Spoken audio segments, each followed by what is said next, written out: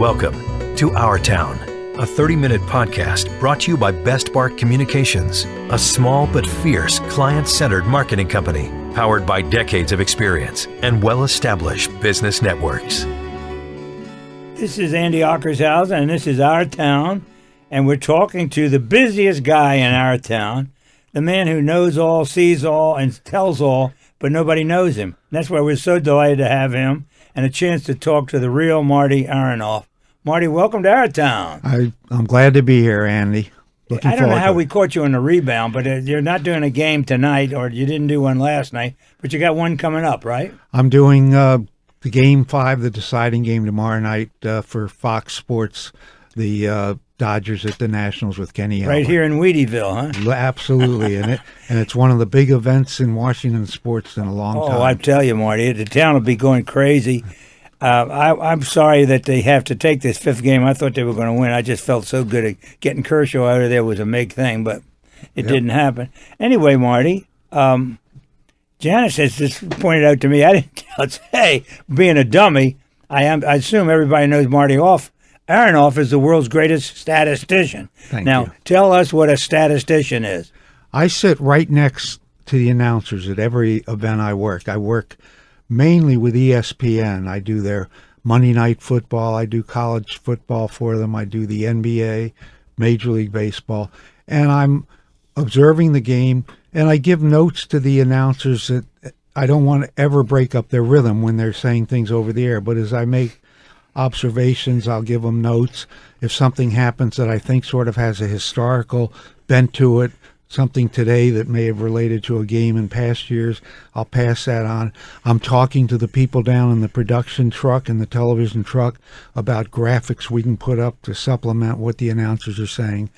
And I've been doing it full-time since 1983, and I actually started part-time in 1975. So it's been a long and fruitful career. A wonderful career. Now tell us about the early days. You are a Washingtonian. A native. I am. I was born in Washington. I went to Wilson High School. Then I went. It's our neighbor up here. Absolutely. And I graduated in '56. I went to Penn State for 4 years, majored in mathematics. Then went to Northwestern and got a master's in business. And I came back here to Washington. I worked for the federal government for 17 years, mainly at what was called the National Bureau of Standards. I remember that so well. Yeah. Oh, God.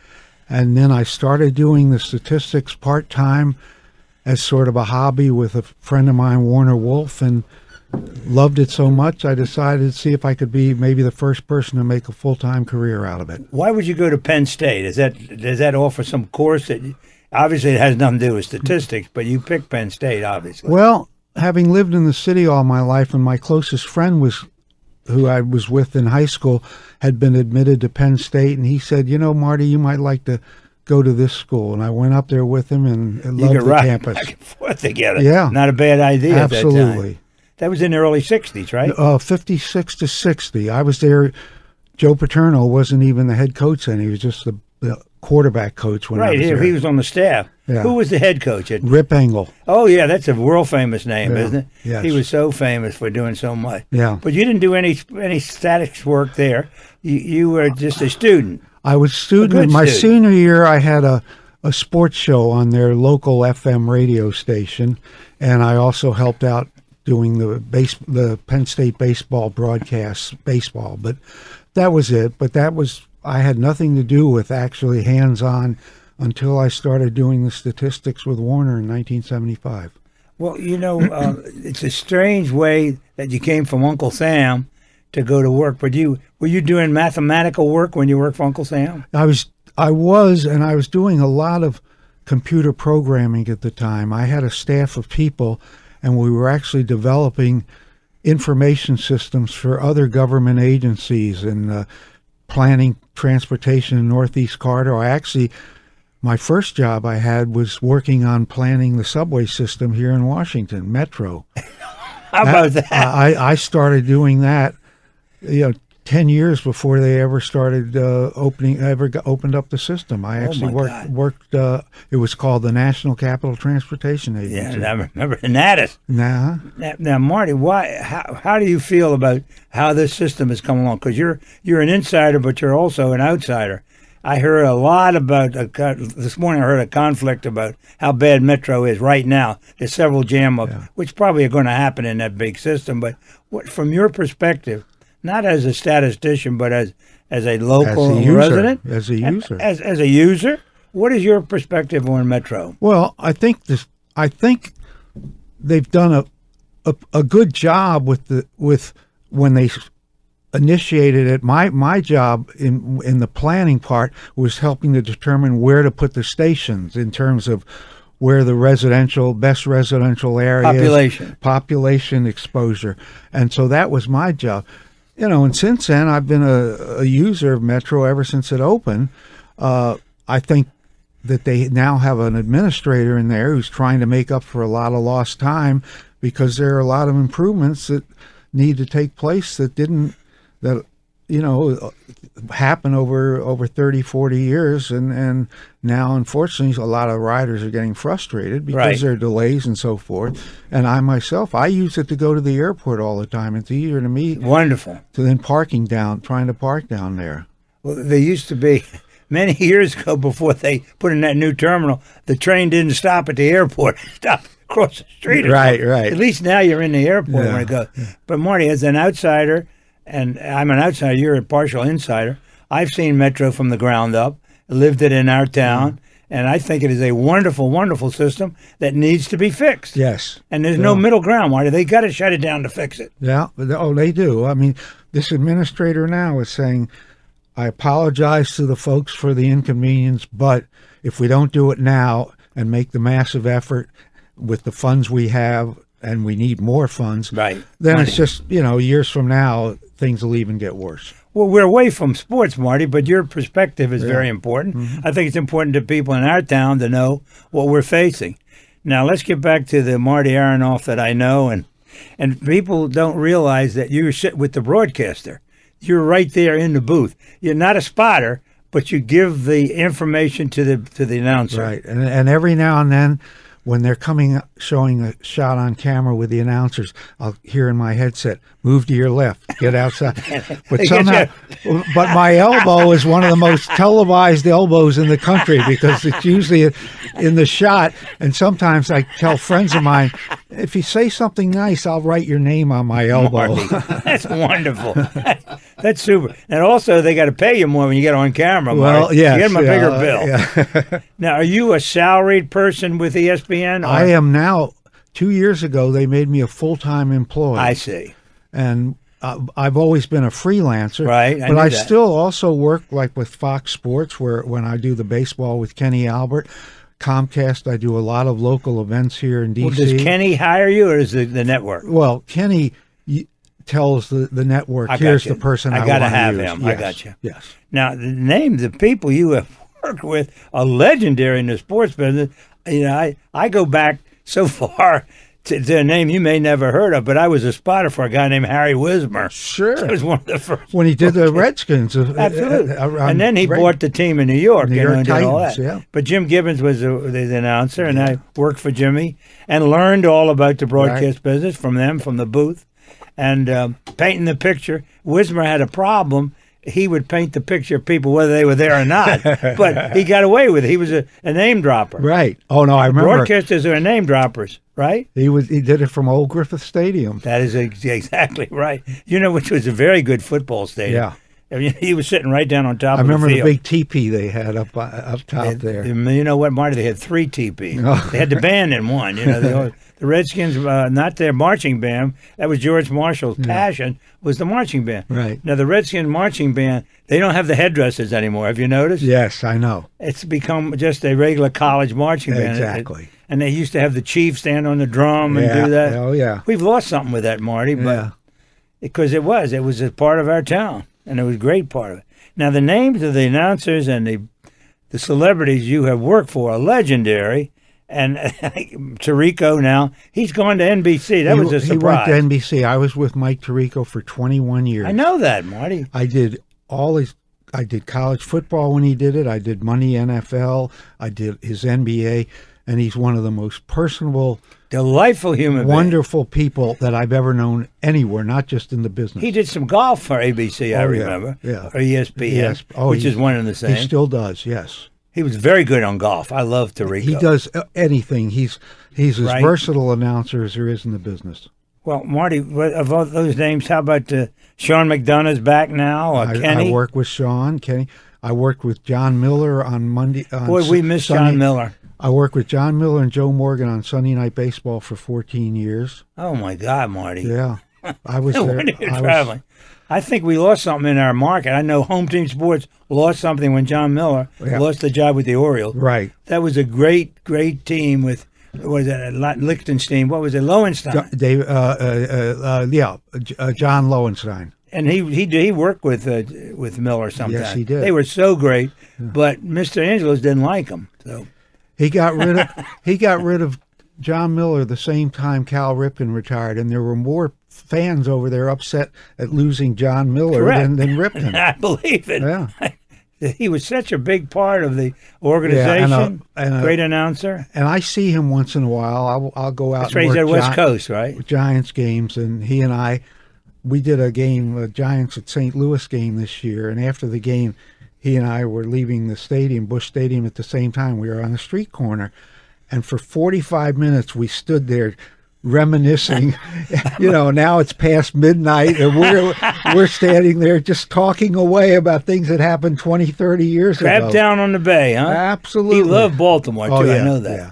He was very, very fortunate. Yeah. Now, in addition to these people, how about for CBS? You ever do any work for CBS? I worked with Dick Stockton for 30 years. I started. That's when I made the decision to try to do this full time. I left the government, and for 2 years, I actually was the sports producer for Glenn Brenner, great Glenn Brenner. Channel 9. Glenn Brenner and I were really close friends. Every night when I was working for the government, I would meet Glenn at 7 o'clock at Channel 9, and we would run 3 miles. We'd run down Wisconsin Avenue and run back. And finally, he got the position to hire a producer for himself. And he turned to me one day and said, "Guess who my producer's going to be?" I said, "Who?" And he said, "It's going to be you." And I said, "I've never done it." And he said, "I want somebody who knows sports and who is a close friend."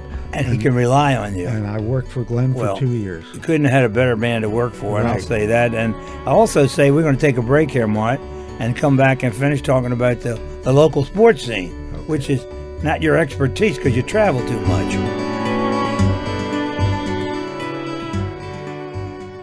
This is Sonny Jorgensen. Got a confession to make. I let my wife drag me to one of those Mike Collins estate planning seminars. Like I don't have enough on my plate with a certain football team. Actually, it wasn't too bad. In fact, we both learned a whole lot about how to protect our kids and grandkids down the road and to take care of ourselves right now. So if you get one of Mike's invitations in the mail, go. I'm glad I did. Get all the information and register online at MikeCollins.com. That's MikeCollins.com. You're listening to Our Town with Andy Ockershausen. Brought to you by Best Bark Communications. We're talking with the book, Marty Aronoff. I call him the book because he knows more than anybody I've ever known in or around sports, and that's why he's so popular. And Marty, we're talking about your work with Glenn, but you mentioned the thing about Warner and getting the time with Warner when he was doing was he doing the basketball at the time? He was at Channel 9, and they got the contract to do the Washington Bullets in the 1974-75 season, and I was doing a lot of traveling for the government, and I told Warner, I said, Warner and I were really good friends. I said, if I'm ever in a city where you're doing a game, why don't I come over and just sit with you and throw some stuff at you? And he said, great. And so he was doing a game in Philadelphia a few days later, and he said, drive up with me. And so I did, and it was the first game we worked. In the middle of the second quarter, I handed him a note. Steve Mix has hit his last 5 shots. Warner takes off his headset and says, really? Says to me. I said to Warner, if he hadn't done it, I wouldn't have given you the note. You didn't make it up. And so from then on, Oh, Marty. then his analyst, the fellow named Chuck Taylor, hated to fly, and I got the bug. So Chuck and I would drive to all these cities where Warner where they had a telecast. Right. Boston, Cleveland, Detroit, and that was the way You drove. I huh? started doing more games. Yeah. Oh, my God. That's incredible. And that's how I started my stats career. Well, I know that the 78 team was, I mentioned this because he was sitting right in that seat. One of the best basketball announcers I ever heard was Sonny, Sam, and Frank Herzog. Oh, Herzog for the radio, sure. Oh, he was so well, good. now I did the television of the finals. Of the series, right. I did with Brent Musburger. I was working it for CBS. And some of those games, remember, were tape delayed, and they showed them at 11:30 at night. In Seattle. But I traveled back and forth with Brent. Well, I do remember vividly, and that was such an important thing. I think that was the only championship that Abe Pollin ever had. That's right. In 70 years of owning two franchises. Yes. One championship. And you were basketball there. was his passion. Oh, I know that. He loved it. Yeah. Well, he won it in 78 in Seattle and lost it in 79 in Washington. Right. I happened to be a part of it with Mr. Jurgensen, who was doing color with Herzog at the time. Yeah. And you mentioned James Brown, one of the most delightful men Yes. in all of broadcasting. You worked a lot with JB. I worked with JB, and here's a very interesting story. I worked on the basketball telecast for the Bullets with JB, and one day I said to JB, would you ever be interested in doing any local television? He said, well, I've never done it before, and I'd have to learn. And I was working at Channel 9 then, and I went to the Dave Pierce, who was in charge there of the station of the broadcasting Sports section, right? And I said to him, there's James Brown has real potential. If I work with him, do you think we might use him as a fill-in sometime? Sonny Jurgensen was at the time our weekend anchor. I remember that vividly. But Sonny would try to beg off was a sometimes. broadcaster. But he tried to beg off, and sometimes I'd call him to remind him, you're supposed to be on this weekend. And Margot, his wife, would say, Sonny's not here right now. So anyway, I went to Dave Pearson. I said, why don't we start using James Brown at times instead of Sonny? And so James Brown came in, and the first night he was on was New Year's Eve, and he was looking at the teleprompter. We had it all rehearsed. Suddenly the teleprompter stops. James is suddenly looks down at his script. Marty. And I signaled to him, look at the camera. He looks up and says, hi, folks. And that was the first night he ever did local That beautiful television. smile.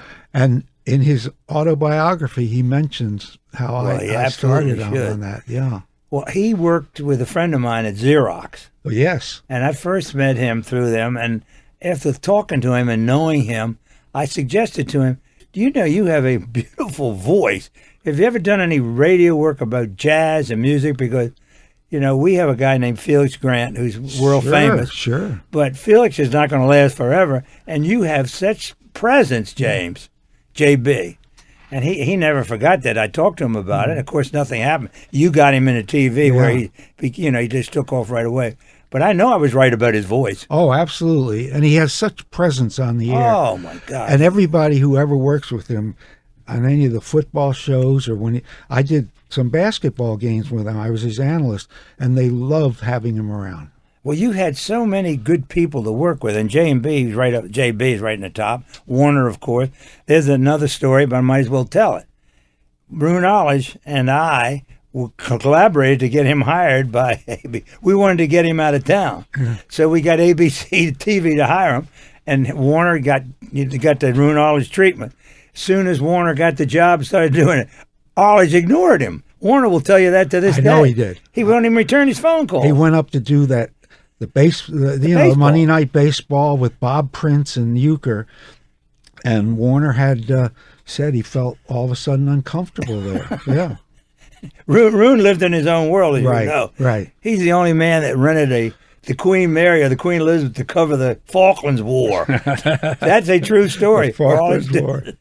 But of the people you have worked with, who stands out among men we may not have heard of? Well, among people we have heard of, Dick Stockton, I said I worked with 30 years. I did the NBA Finals with Dick for 10 years, the great Laker Radio or television? television. Dick was named the lead play-by-play guy for CBS on Right. the NBA, and we did all those Lakers Celtics series Wow. for years.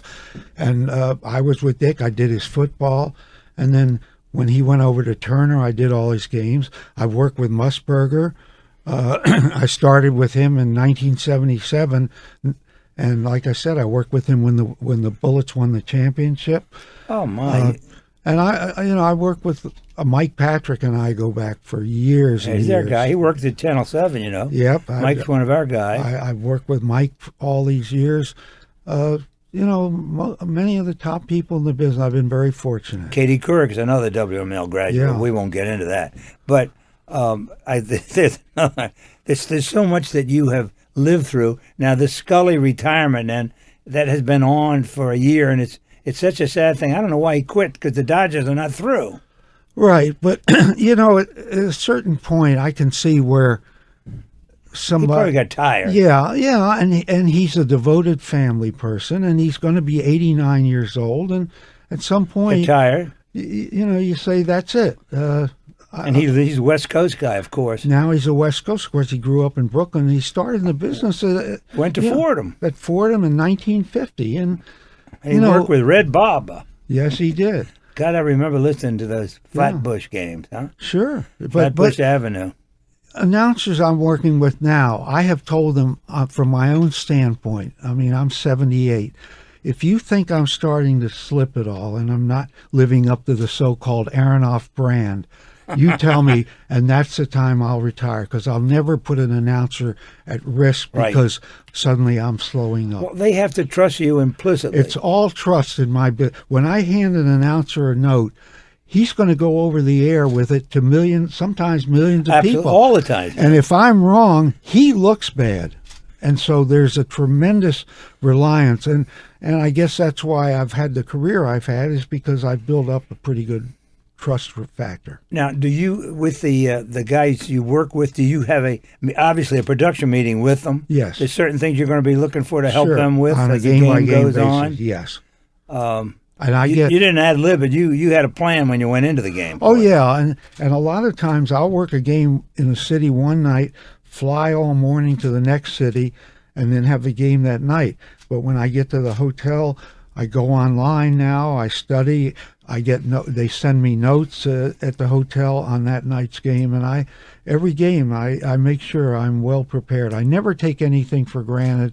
I tell the younger people who do what I do with other announcers, just because you've done 4 games in a week, you can't take tonight off. You're getting paid to do tonight's game.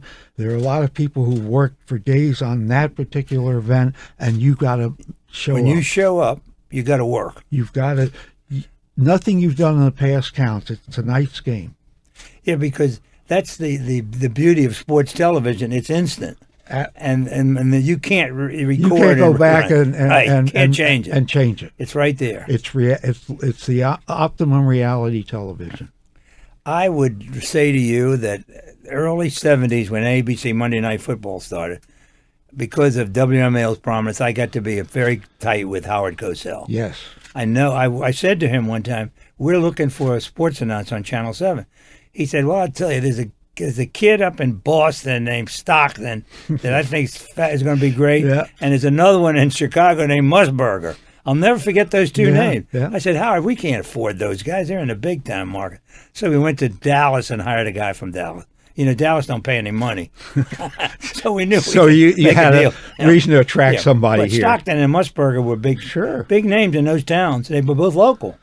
Dick And and then- I spent so much time together. When he was married to Leslie Visser, Leslie, They're not married anymore. no, they haven't been married and Dick was remarried, and so was Leslie. But Leslie and I were very close, and she would She say, was terrific. she would say sometimes at home when Dick and I disagreed, I would say to Dick, you're closer to Marty Aronoff than you are to me sometimes. And that became a running joke with us.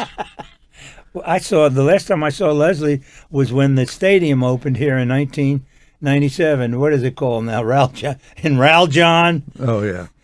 After they closed RFK Right. in '96. In '97, she was here, along with the name Bill Brown, Sure. who was with Home Team Sports and then went to Fox. Yeah.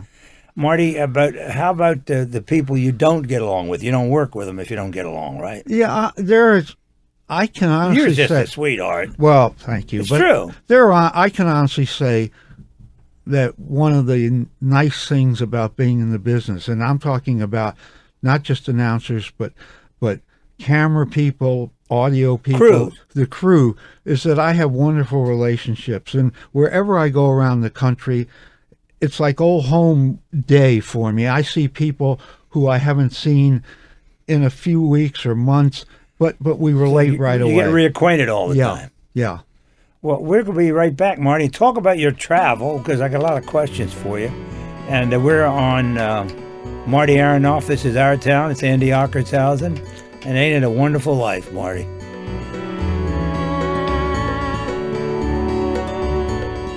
This is Andy Ockershausen talking to Tommy Giacomo and bragging about his restaurant, The Palm. Hi, I'm Tommy Giacomo. Why don't you come down and see me at the Palm Restaurant? I've been there for 43 years. We have great steaks, great lobsters, great food. Caricatures on the wall. It's just a fun place to eat and drink. We're located at 19th and N, just below DuPont Circle. For reservations, call 202-293-9091. That's 202-293-9091. www.thepalm.com.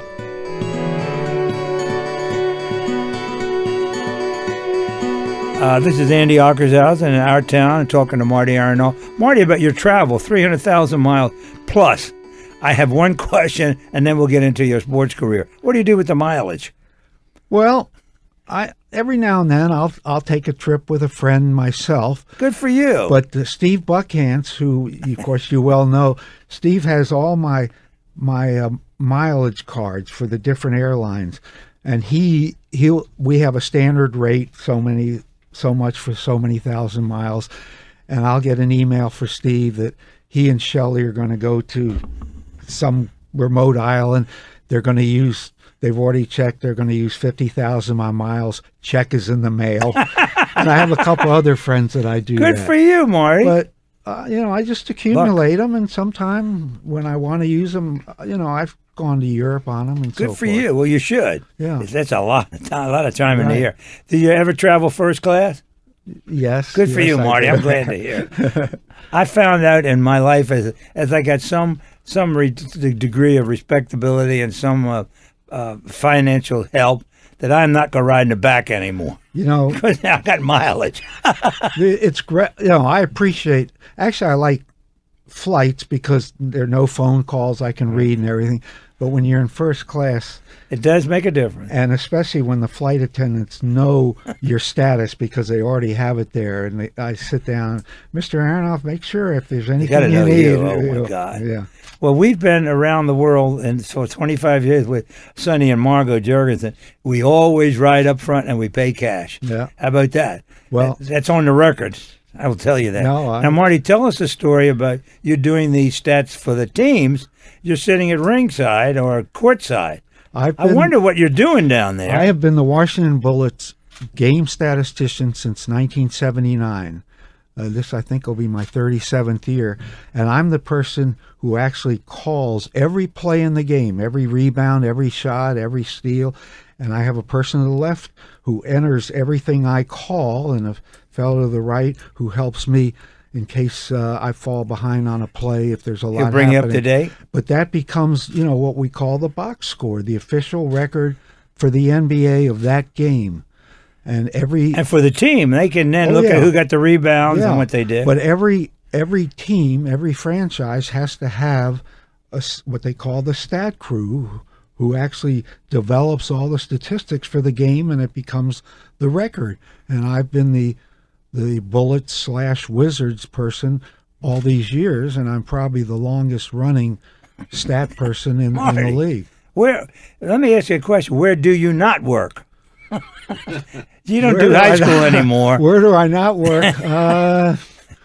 You weren't in Penn State for the massacre this weekend, were you? Well, No. ironically, I was up there the next day because I have a big scholarship fund. My son passed away 10 years ago. Yes, and I started the Marty the and school John. honored you. I know that. And I started the Marty and John Aronoff Fellowship, and we have funded out of that fellowship now 25 people, and once a year. And it happened to be last Sunday night, they have a dinner where all the donors like myself and the recipients come. And I always make it up there. And I had 3 of the students at my table who were on the Aronoff Scholarship. Wow, And Marty, that is great. And for them to tell me how their families could not have afforded sending them to a prestige school like Penn State without my help means more to me than anything I've ever done. They can't pay you for that, Marty. That's something that you write a check. That's one thing, but when you get the feedback that, we enjoy the same relationship with the Don Bosco School here, yes. Cristo Rey, and to see these kids and what they get out of the scholarship, because they couldn't get there without you, without my wife Janice, and yes. she's supporting these kids, and it means so much to our town. Yeah, because they're going to be running our town someday. Sure. Now, who's going to replace you, Marty? Nobody can ever replace you. Well, there'll be somebody. I mean, like you mentioned, some of the announcers from the old days with the football team. And, oh my God! It's nice.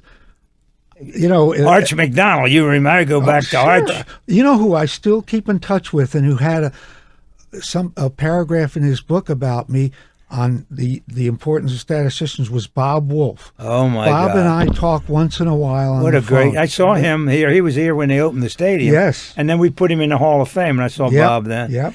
He was a great friend. Way back with Jim Gibbons, those guys Sure. sort of grew up, but they all, they all started doing big things. Bob went to New York. Well, he became huge in New York. Oh yeah. But people. How about Engberg? You ever work with Dick Engberg? Never worked with. I see he's retiring. Yeah, never worked with Dick Engberg. Never worked with Al Michaels, and those were 2 of the certainly the most prominent guys. Yeah, in the but world. Yeah, Tirico's right up there as far as I'm concerned. But he's world class. But I'm sort of flattered because the guys in the business who do what I do call me Legend, and that's their nickname for me. So whenever they see me, hey, Legend, You are a legend, Marty. Stop it. Come on. You got to embrace it. Well, I see. Do you have a lot of Cheem memorabilia in your closet? There are certain items that I keep. When we do an auction for money, I'm going to call you, Marty. Yeah. No, there are certain Sports things memorabilia. that I do keep. Yeah. We used to do it on television, auction it off with people like David Falk would bring in I know. jerseys and so forth. I see David at gets Wizards around, doesn't game. He always comes up and says hi. I bet he does. He should. Yeah. How about Donald? Do you ever do tennis? No, No never did stats for tennis. No, I've done basketball, baseball, and football, and I did a little hockey with Gary Thorne. Right here with the well, no, when he was doing ESPN. Oh, but Gary's another person who I work with, who I love. One of my favorite people in the business. Well, you got so many favorites, Marty. Certainly in our town, there's nobody has the stature of Marty Aronoff. Well, and that's been true forever, because I recall your days Thank with JB, and I know what you did for Sonny, and I know what you did for all these people to make them look good. Well, thank you. Glenn Brennert used to do it, and the George. Did you ever work with George Michael? No, but I know George. Yeah, well. Oh, I worked with George on preseason football. As a He matter did of some Redskins preseason. Well, when didn't he? he got the contract to do it, suddenly I got a phone call from George, and he said, "Marty, it's George Michael. You're the 3rd person on my phone list. First was the producer, then the director, and now you. You're going to be doing the stats on our telecast. Here's what I'm going to pay you. Here's your per diem, and you're not going to say no." And so I did George's preseason football. He did his work, didn't he? Yeah. George worked hard. That's what you got to say that about the guy. And he used me to critique after the game, critique the broadcast too. And he went back and listened, and I knew George quite well. As a matter of fact, he worked in New York. He was doing some Jets. Yeah. And they sent me a tape of it, and I said, no, he's not good enough for the Redskins. George never forgot that. Radio that was. Yeah. Well, Marty, this has been a delightful time. I mean, you are a knowledgeable fan. You are a legend. Thank you very much. And to have you spend your time here when you could be making money, because we don't pay money. Nobody gets paid on this show. That's the beauty of it. Well, you know how I get paid is my 50 years of friendship with you. Well, it's more than that. Well, it's been great. This is Our Town with Marty Aronoff, and the man is a legend, and he's my legend too. And I'm so glad you're in Our Town, Marty. Thank you. Thank you. You've been listening to Our Town Season 1 with your host, Andy Ackershausen. New Our Town podcast episodes are released each Tuesday and Thursday. We welcome your comments and suggestions on how you like the show or who you'd like to hear from next. Catch us on Facebook at Our Town DC or visit our website at OurTownDC.com. Our special thanks to WMAL Radio in Washington, D.C. for hosting our podcasts.